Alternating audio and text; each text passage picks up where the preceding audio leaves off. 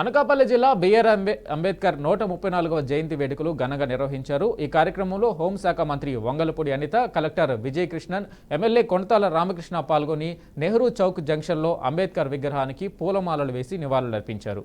భారత రాజ్యాంగ నిర్మాత డాక్టర్ బిఆర్ అంబేద్కర్ ఆశయాలను అందరూ కొనసాగించాలని వంగలపూడి అనిత అన్నారు. రాజ్యాంగాన్ని రచించిన గొప్ప సంస్కర్త అంబేద్కర్ అని ఆమె కొనియాడారు.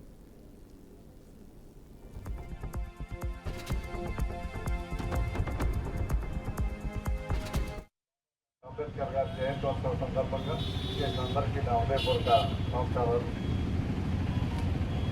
ఈరోజు భారతదేశ స్వతంత్రంతో పాటు సామాజిక రుగ్మతల్ని స్వేచ్ఛ ఈ దేశాన్ని స్వతంత్రం తీసుకురావాలని, స్వతంత్రం తీసుకురావడమే కాదు ఒక పటిష్టమైనటువంటి రాజ్యాంగాన్ని నిర్మించేటువంటి అవకాశం